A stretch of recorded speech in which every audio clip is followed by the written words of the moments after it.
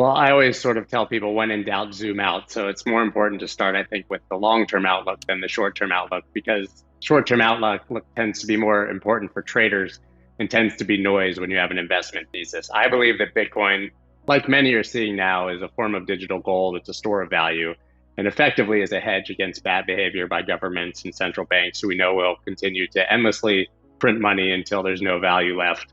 It's a deflationary asset, mathematically proven. It's basically superior to gold in every way, shape, and form. And just with the very basic demand and supply dynamics, with the halving every 4 years, the supply of Bitcoin is cut in half. If demand even remains the same, that means that the number will go up. So, as you said, I'm very bullish on Bitcoin. I don't really understand how you couldn't be if you understand it and you do the work. And for me, if we're talking about 10, 20 years down the road, I believe it's easily a seven-figure asset. But if zooming in, which is what everybody always wants to hear, what's the price of Bitcoin going to be by the end of the year? What's it going to be in 12 months? First of all, I think it's a bit of a fool's errand to try to attach price dates to price targets because it doesn't matter if you're an investor. But I would be very surprised if we didn't see Bitcoin in the six figures, within the next year. It seems like such a high number. People believe that you're being overly bullish when you talk about it, but the price of Bitcoin right now is 47,000. Basically, if it doubles, it'll almost be six figures. And just last year, we saw Bitcoin go from 3,800 to 65,000, right? A 2x move for Bitcoin is effectively nothing.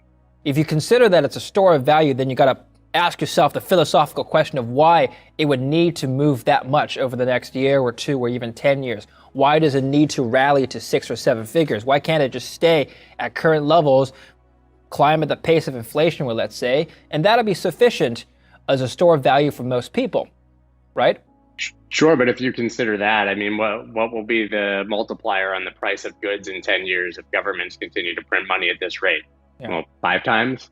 10 times, if you're talking about a decade down the road. So even that puts the price of Bitcoin at $470,000 if the price of goods rises that amount, right? Maybe it won't rise that dramatically, but that, like you said, that's even just adjusting for inflation if the price of Bitcoin never goes up. And knowing that Bitcoin is actually deflationary and that supply is being cut in half and that demand is increasing, but even if demand remained the same or only slightly went down, the price should go up. But as for being a store of value, the price cannot stay stable because it has to beat inflation. Okay, so let's talk about short-term price movements, and then we'll talk about utility and some other topics. Short-term, what do you think is the primary driver of price movements?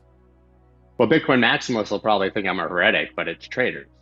A heretic, I guess, would be the term, but it's traders, right? And we saw that the evidence is as clear as it gets. From 60,000 to 50,000, when the price dropped at the beginning of this correction, we saw $10 billion of leverage liquidated. And that was almost 1 million individual traders had their accounts liquidated.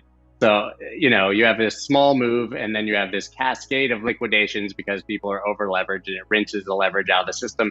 And we saw almost the same thing on the drop from 40 to 30,000. So I think that the amount of leverage being used by retail traders on this asset right now means that there can be very, very dramatic price moves triggered by what would have otherwise perhaps been a smaller price move.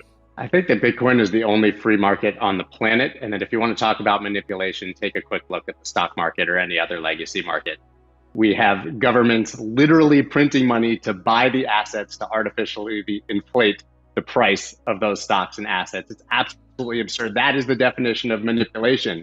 It's so funny when I hear about people talking about the Bitcoin market being manipulated. If your definition of manipulation is someone with more money can move the market more than someone with less money, then yes, it's manipulated. And also, by definition, a free market. People get very upset when price goes against them, but they could have very easily been on the other side of that trade. And if one person with a ton of money moves the market, there's a bid on the other side of the order book for every single sale that person put through. It's absolutely a free market. People have the right to put their orders wherever they want. And yes, like any free market, people with more money can move that market. Before we move back to Bitcoin, I want to ask you, do you believe in the Ethereum flippening? Do you think one day Ethereum will overtake Bitcoin as the largest coin? I had an interesting guest on my show recently, Rand Nooner, and he made the argument that it already has. That in every metric except for market cap, effectively, Ethereum has already flipped Bitcoin. It's interesting, even if you look at Coinbase's Q2 earnings report, you'll see that Ethereum had higher trading volumes than Bitcoin in the second quarter. It's really interesting. So listen, I don't really care if it flips it or not. I'm bullish on both assets and heavily invested in both. And I think that that's just a narrative that makes for an interesting conversation. Hmm. I do not think that Ethereum will flip Bitcoin anytime soon in market cap, but in institutional interest, I think is growing tremendously in Ethereum. Like I said, trading volumes, the actual usage of the network is huge. So I think that there's good reason to be very, very bullish on both of those assets. Okay, so then let's go back to Bitcoin. Now, you had asked a rhetorical question earlier in the interview. You said, why wouldn't Bitcoin go up any higher? Well, let me give you a fictitious scenario. Suppose most of the developments in cryptocurrencies in terms of technologies and use cases are in the altcoin space, and Bitcoin has pretty much already maxed out in terms of its development. I know that's not true, but suppose going forward that were the case. Well, most of the money, institutional or otherwise, would flow into the altcoin market, wouldn't it? It wouldn't flow necessarily into Bitcoin, which would then be seen as a legacy technology. I don't necessarily agree with that because I think that the argument for Bitcoin is that digital gold store of value. And so they're Okay. completely different investments with different thesis. You ask Michael Saylor that question and he'll tell you that Bitcoin is digital real estate, that it's the effectively gold, and it's the only hedge you have against inflation. So if you're going to have an asset in your cash reserve to hedge Mhm. against the value loss of your dollars, that's Bitcoin, right? What you're talking about is more akin to investing in the Amazons, Googles, and Facebooks early, getting in on the internet in the early 90s.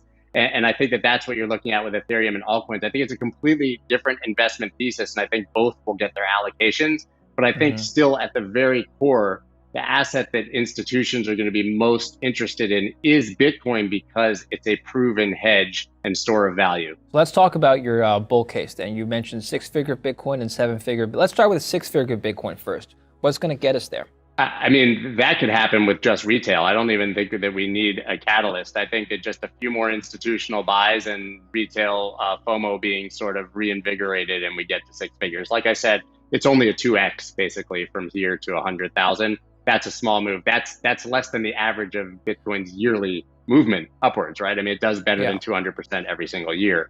But, I'm not, it would be remiss not to admit that if we got another piece of news like an Amazon or a Facebook or a Google putting some Bitcoin into their cash reserve, that would probably reignite the market the same way that the Sure. 1.5 billion Tesla buy seemingly sent the market flying from around 42K and was the catalyst for the run to 65. So Mhm. I think there's plenty of fundamental news that could happen. Another government, another sovereign government like El Salvador adopting Bitcoin as legal tender, central bank adoption. But at the end of the day, and the real key to me to the next major run is probably the approval of an ETF in the United States.